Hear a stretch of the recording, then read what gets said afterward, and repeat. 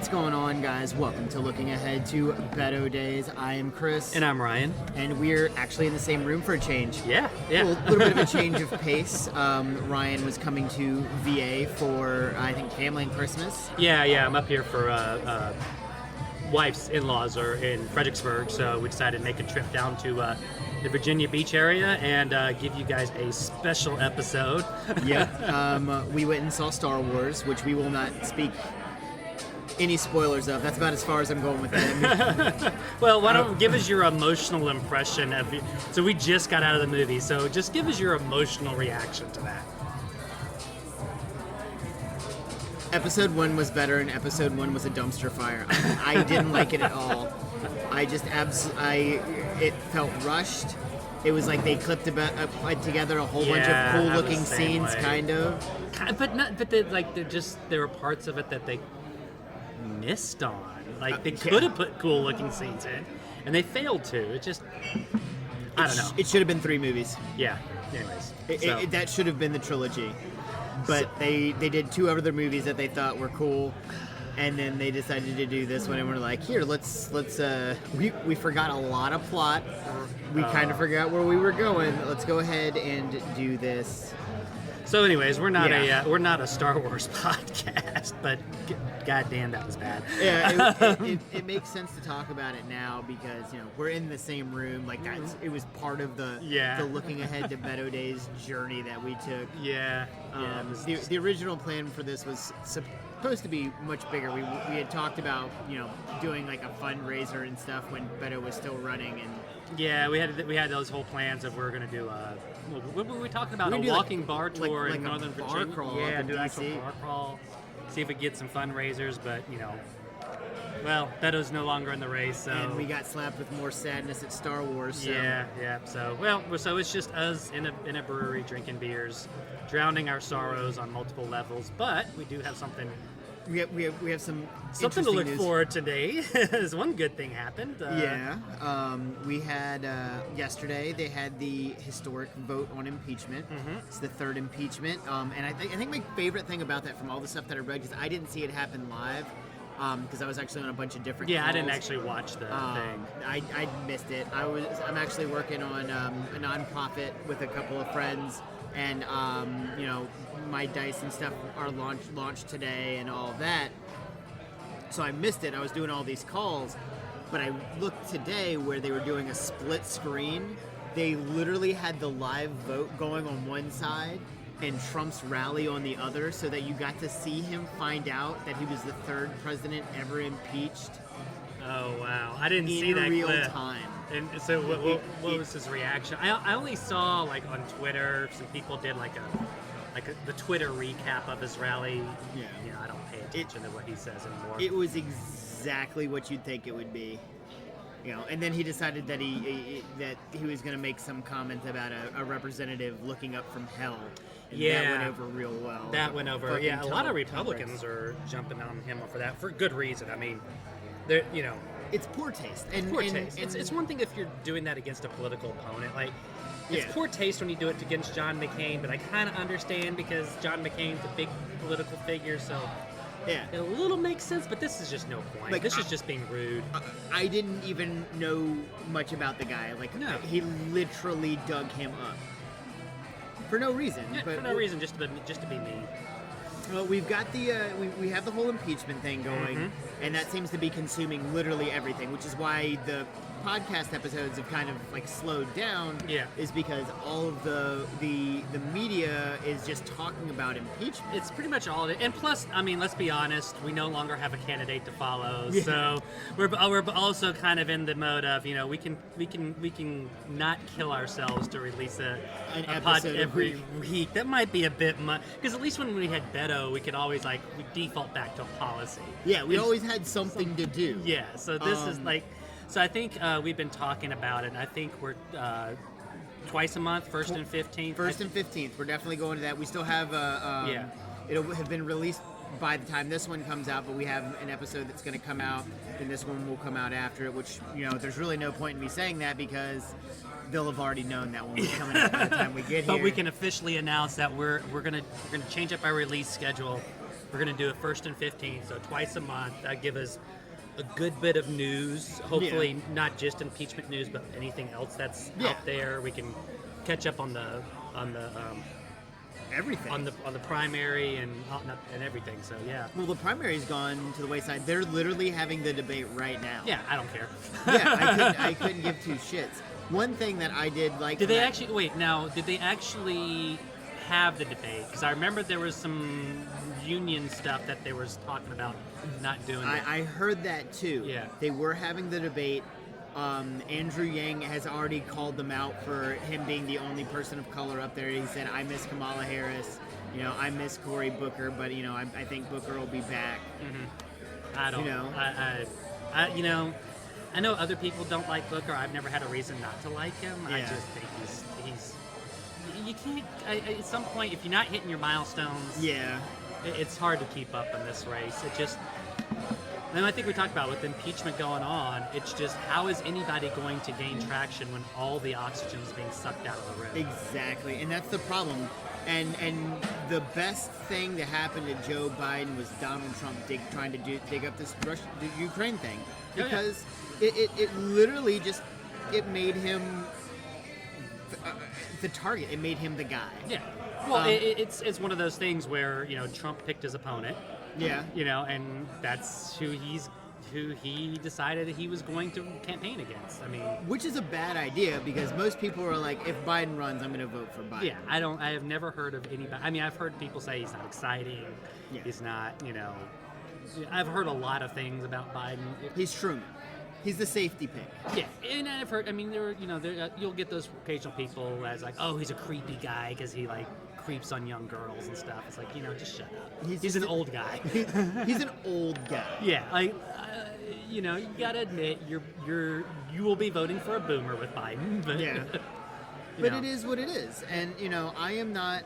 I have thrown my hat in no ring, and I am fully intent on giving my protest vote. I'm writing Beto in on the Virginia ballot for the primary. But when it comes down to it in November, we all have to vote party. Yeah, I mean, I will admit that being in a red district and in a heavily gerrymandered district, and I was telling you earlier, the majority of my ballot is like Republicans running unopposed. I don't even have Democrats to vote for. Yeah. So, the party still needs to, even though Trump's supporting people, people need to be aware that you need to pick the right candidate. You can't just throw anybody up there and expect them to win.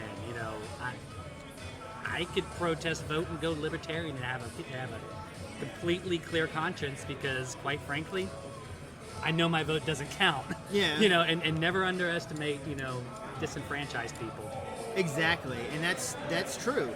And that's where I was at before Beto ran, and then Beto ran, and I was like, I had something. Yeah, and then he left, and I was like, well, where does all that go? And I'll be honest with you, none of that time goes to Beto or excuse me to politics. I focused my energy elsewhere, but I'm slowly working on this nonprofit, which I'm not going to go too in detail with because we're still in the process of formulating it, but I'm working with Kelly Willett and Jess Dross, who both did a fuck ton of shit for Beto on the campaign, and we were just Beto supporters who were like, now you need something to do. We need something to do. We have the tools. Let's go fuck some shit up. Right. Yeah, I've started dipping my toe in the Biden campaign a little bit. Nothing serious or committed, but just kind of jumped into it. You guys are going on a couple of dates. Yeah, more like we're still in the texting each other on Tinder kind of thing. You right. know, You haven't. we haven't even set the first date yet. It's more of the let's kind of I'm swiping left right now, or wait, swipe right. I don't know what it is. I don't swipe. I don't know. I didn't use much of Tinder. Yeah, I was married when that was the thing, so yeah, I'm a little old guy, I guess. I will plug internet dating. It is how I met my wife. I met my wife through internet dating. It just was a pre-Tinder. Yeah, yeah. So oh, Tinder. But yeah, no, it's just I don't know, man. Everything is all consuming with impeachment. everything. Well, let's talk about impeachment because it is pretty important. I mean, so there's been a lot of, up until this point, there's been a lot of like, day to day. We get the people come in. The witnesses will come in. They'll give their testimony, and nothing really. I mean, Sondland was a big kind of watershed moment. Quote, Yeah. and I'm doing air quotes here, so it's a watershed moment because a Trump guy flipped at that point. But Yeah. at the end of the day, the situation was still the situation. We could all sit here and predict what was going to happen, which was the Democrats are going to build this great case for impeachment. Mm-hmm. They'll throw whatever they can at it or whatever they think will stick. I guess they only went with 2 articles. Yep. What was it? Article, abuse of power and obstruction of Congress. Justice. Yeah, obstruction of Congress. And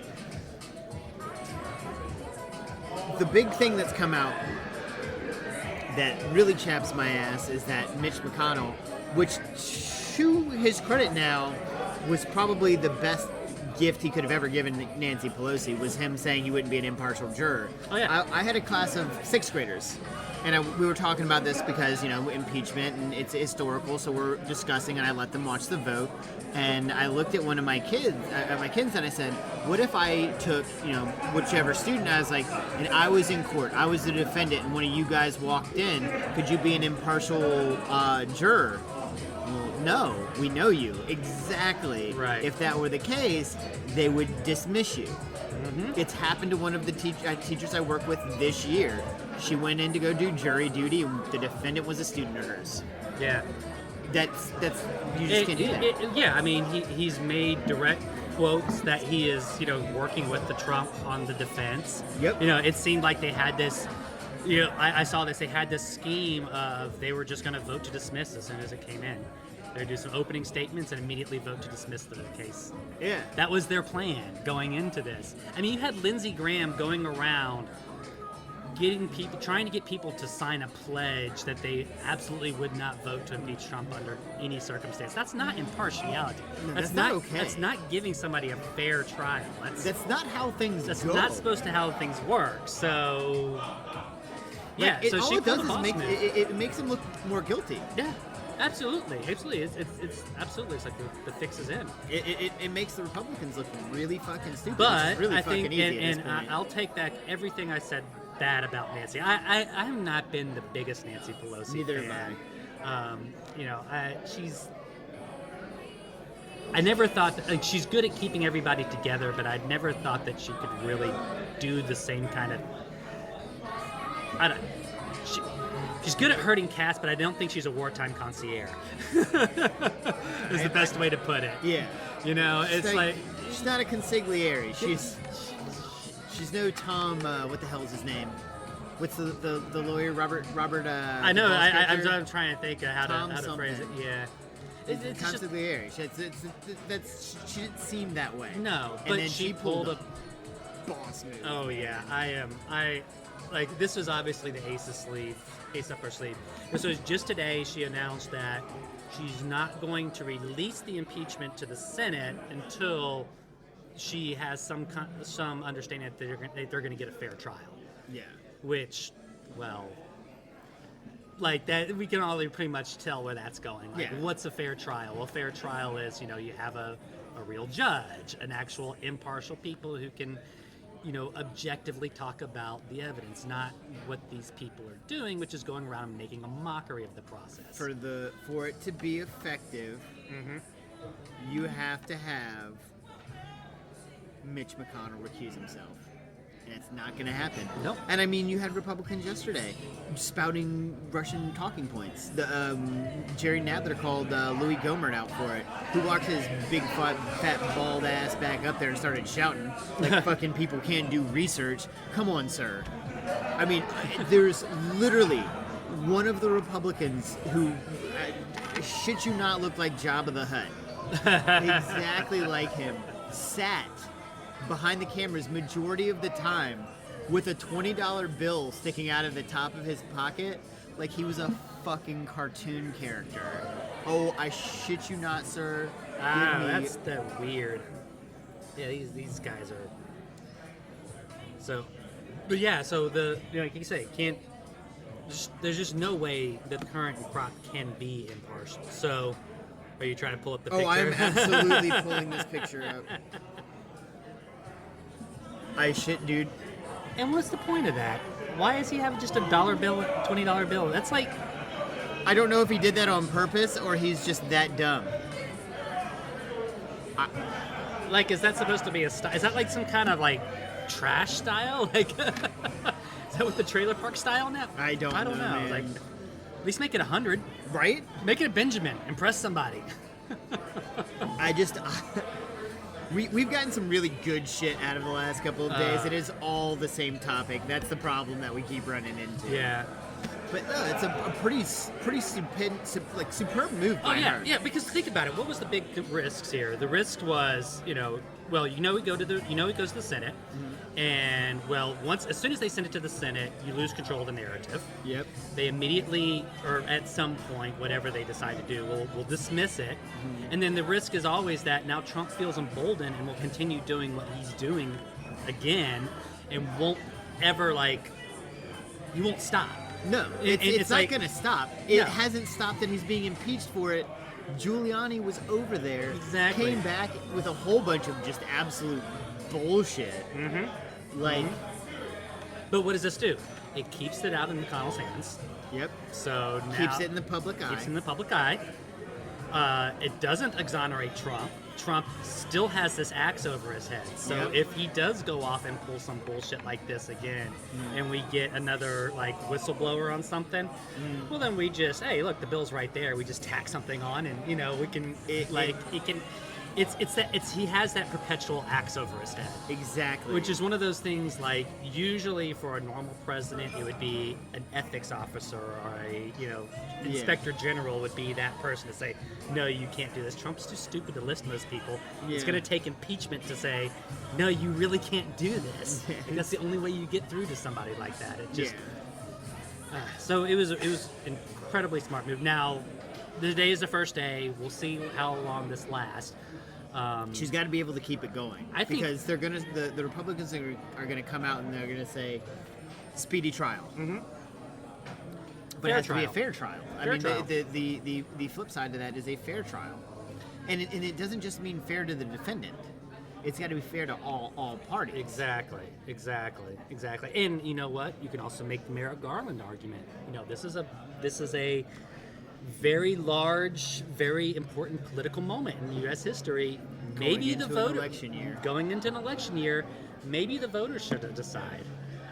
And that was the argument for keeping Merrick Garland off the seat. So there you go. Another. If I were Merrick Garland, Merrick Garland's already gotten some retribution because he's passed along and put rulings down on Trump. So he's already given Trump the fuck you. But he hasn't gotten McConnell.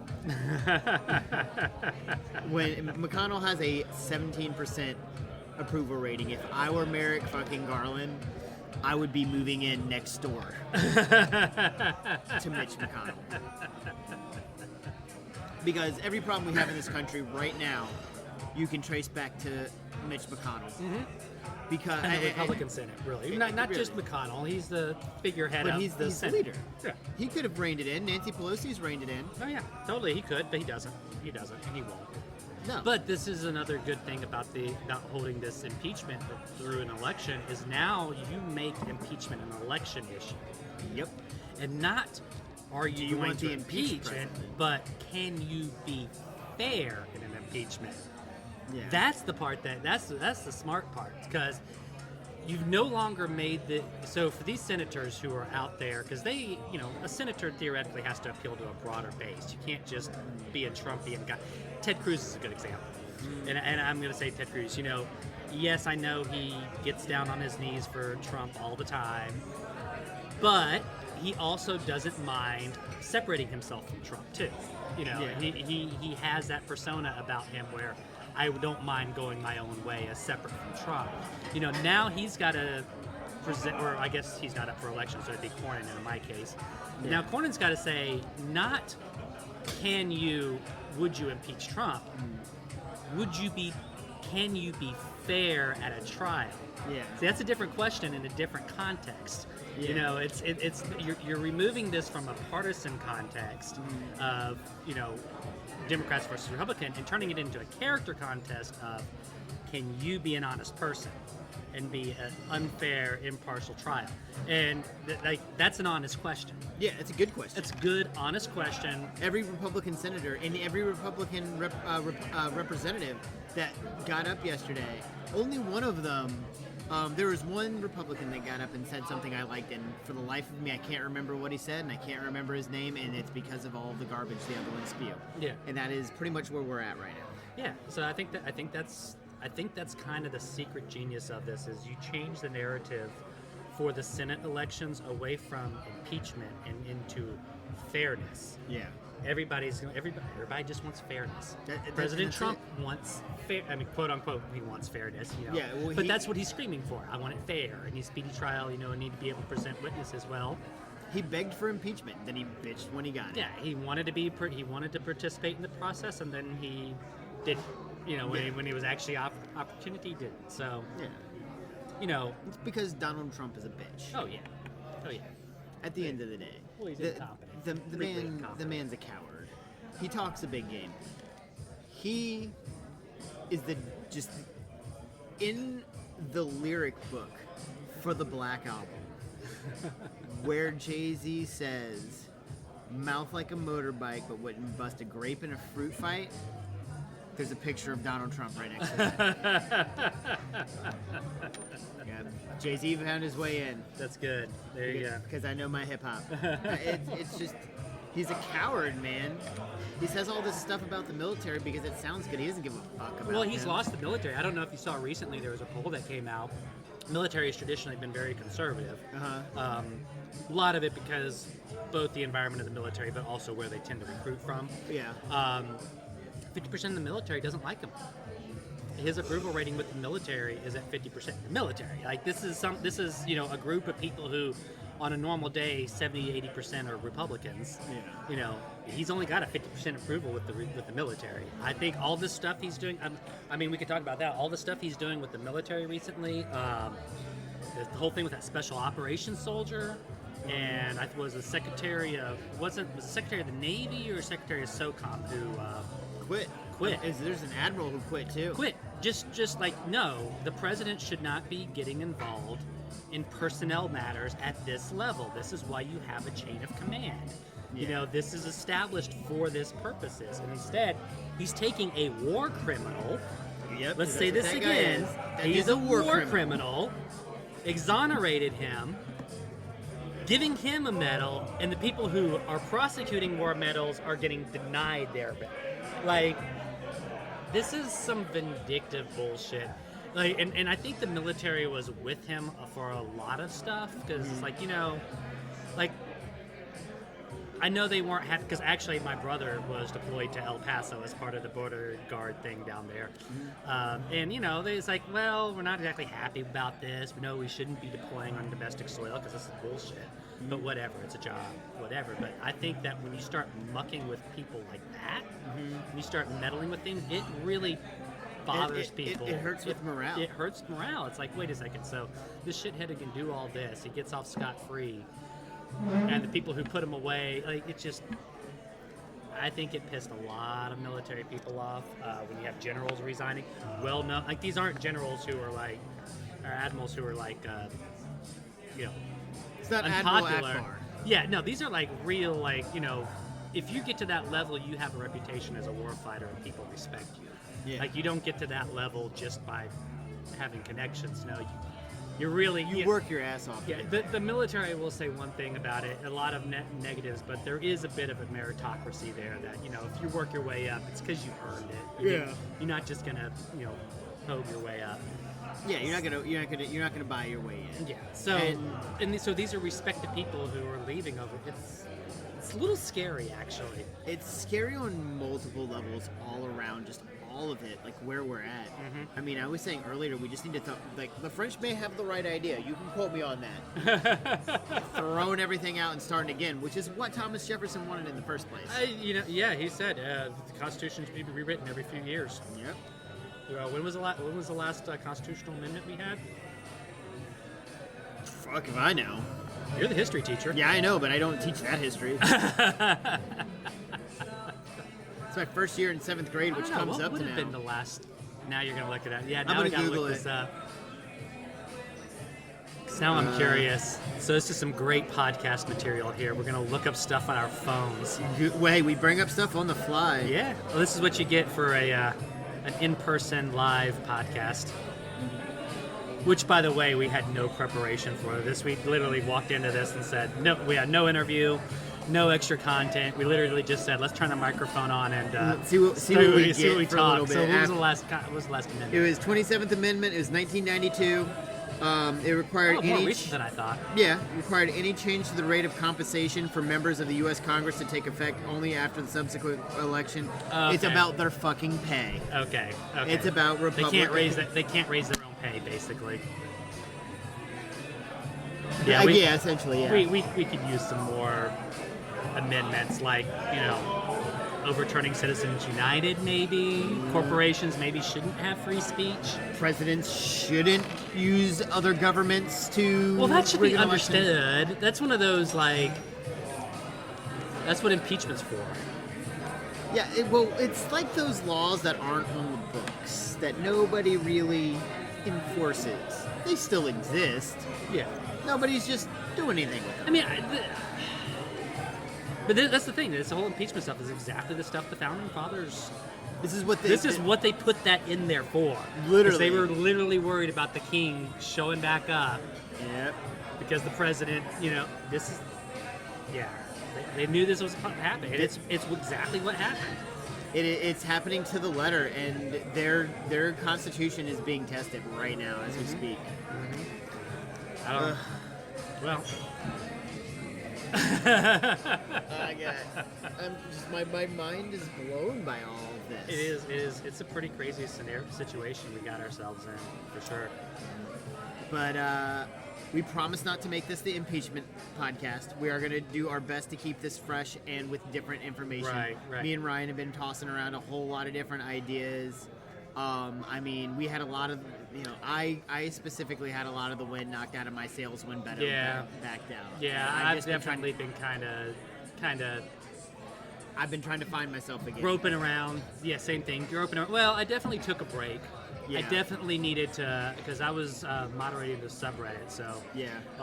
And that disappeared like that. That was just gone. Well, we had to, because we were already being brigaded, and people were coming in and posting death threats and some really awful shit. Yeah. And at some point we were like, I'm not going to, moderate a dead sub that as a sub for a candidate that's no longer great. Exactly. I'm not putting myself through this. So we shut the sub down, and I'm very happy we did.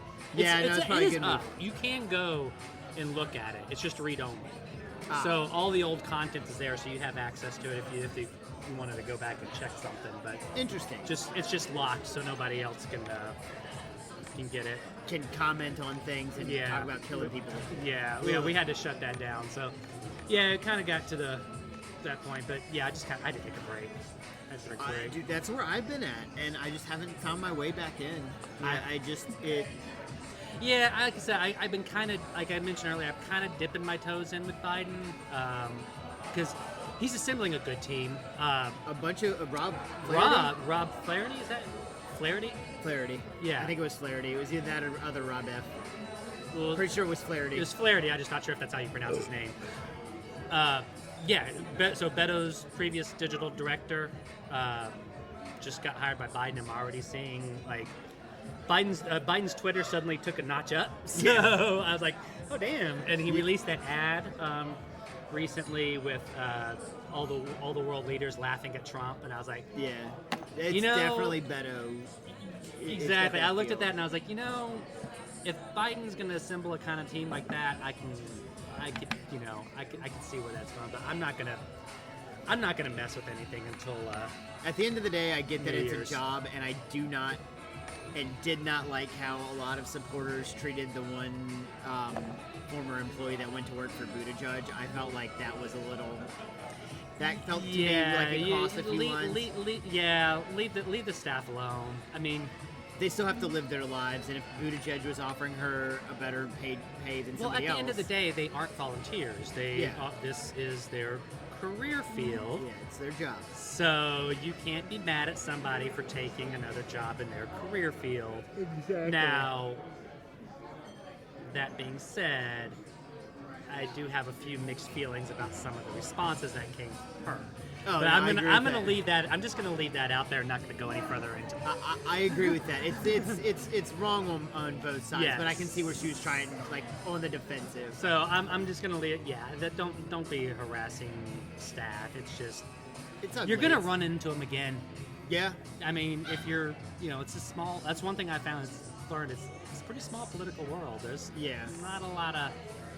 It's not not as many people working this stuff as you would think. No, not at all. And I don't know. I'm just glad I haven't heard much about Buttigieg in like a week and a half. Yeah, he's His can't put lightning back in the bottle. he is so funny, and it's so funny that I don't know if you saw. He actually got Twitter to investigate the Pete for Governor hashtag. Which is fucking hilarious because it was just bored Beto supporters. It really was, and we said it was. Like, as we were doing it, we were like, no, we're just Beto supporters and we're bored. Yeah, we were waiting for a call. Yeah, it was just That's all it was. But it's funny because it seems to have snapped people out of it a little bit with them. Now, I will say the media reporting I've seen has still been positive towards him, but they're at least reporting the controversy. Yeah. That, hey, look, there actually are people who don't like him. Yeah. And they are starting to report on that more because, quite frankly, we're being a little bit obnoxious. Keep it up. Yeah. No, please keep up the obnoxiousness. Oh, God. Like, I mean, the system's pretty rigged as it is, but we don't need people like that. And Nah. I've heard a lot of his answers and a lot of things he said. And He's just, and here's the thing. I don't want to impugn his character and say no, he's not. Like, I'm not going to say Pete's really a Republican. I don't think he really is a No. Republican. He does provoke progressive positions, but he's just not a leader of Democrats. no. I think that's what it comes down to. Is he's just too fucking inexperienced. He doesn't have any experience in this stuff, and he doesn't have any ability to communicate. Nope. It's why Biden can handle controversy. Yeah. He handles it better, for better or worse. Biden just kind of glides by it. Yeah. He's been dealing with controversy he's been in the Senate for how long? Forever. Like, he's been dealing with controversy. That's part of the job. You deal with controversy all the time. Like, Yeah. You're gonna dig up shit on him. He's just gonna, whatever. That was 30 years ago. Deal with it. Yeah. That's, it's an answer though. It's an answer. But at least he has that authenticity. Like, Pete just doesn't have it. He doesn't have it at all. And it frustrates me that, like, I don't know. Everybody talks about his support with people, with black people or minorities in general. I'm like, to me, it's not about his minority support. To me, that's symptomatic of the problem. You know, like, he's not authentic. I keep saying he comes from privilege. Comes from a very privileged background. He has done nothing but hold very prestigious jobs. Yeah. Not necessarily, prestige. Not necessarily hardworking or activism or making a difference in people's lives. Just, he's got a really nice title. Yeah. And he gets paid a good amount of money. He's fallen upwards his entire life. Yeah. Well, he's exactly what they accused Beto of being. Exactly. I cannot do this with someone who's spent his entire life falling upwards. And, it's one thing if you do that, but then if you do it, you acknowledge that that's what happened. And, like, how Beto approached it. Beto came from a privileged background, but he acknowledges privilege. He talks about his privilege. And he uses that to his advantage. He uses it to help other people. Exactly. And that's not what Pete does. No, not at all. It's frustrating. No. But, we're like we said, we're going to do our best not to make this the impeachment show. Yeah, that's what we're talking about, Pete. That's why we're talking about Pete. We're gonna keep this thing going. we will release. We're gonna end up releasing these 2 episodes back to back because you got your computer with you, so you can, right? No, I don't have my computer with me. Oh, so this will come out next week. You are going to be walking away from this bar with the SD card in this thing, so you can figure out how to get it onto your computer. I don't have an SD reader, so I'm gonna let you do that. We'll have this you'll hear it when you hear it, and when you hear it, you'll know. Well, we got another episode to get out first. Yeah, we're gonna get that out. I'm gonna get that out tonight, which again you'll hear it when you hear it. Yeah. But for now, thanks for listening. Thanks for continuing listening, and let's keep on looking ahead to Beto Days.